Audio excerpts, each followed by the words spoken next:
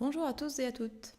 Aujourd'hui, je vous présente Les Transports de Xavier Deneux aux éditions Milan et dans la collection Les Imagiers Gigognes. C'est un joli livre de 8 doubles pages qui rassemble donc 8 véhicules. À chaque fois, on a le véhicule sur la gauche qui a toujours un petit peu du volume et un creux sur la droite avec soit l'intérieur du véhicule, soit quelque chose relatif au véhicule. Donc la première double page vous montre l'autobus, puis la voiture, l'avion, le train, le camion, le bateau, la montgolfière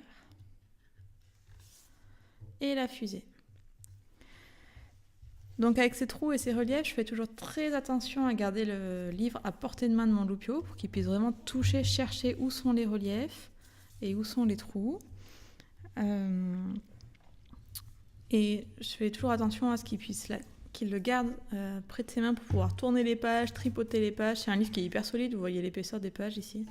On l'a eu en seconde main d'ailleurs et il est en super état, donc aucun souci pour que mon loupio puisse le toucher. Les illustrations dégagent une grande douceur. J'adore le fait que d'une part, ce ne soit pas toujours des couleurs primaires.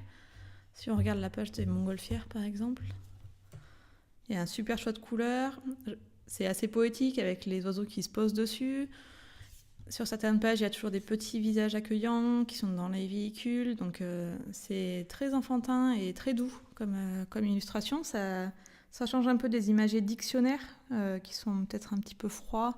Ici, les couleurs sont très très gaies. Et... Bon, bien sûr, je vous montre la page noire quand je dis ça. Mais... Ici, les couleurs sont très très gaies.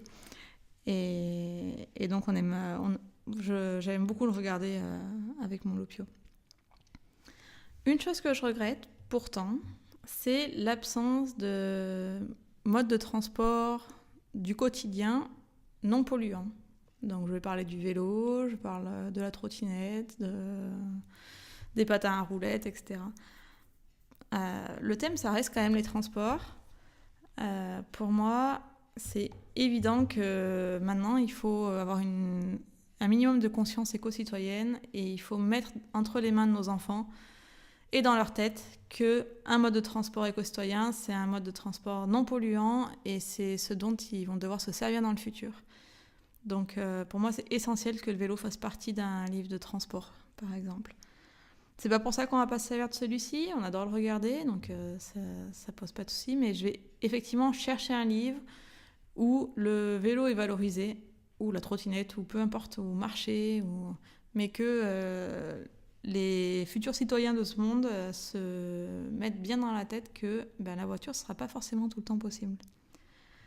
Donc en conclusion, c'est un très joli imagier sur un thème vraiment classique, de très belles illustrations, des pages en volume qui sont à découvrir avec les doigts autant qu'avec les yeux, mais toujours ce problème de véhicules qui ne correspondent pas forcément à mes attentes d'éco-citoyenne.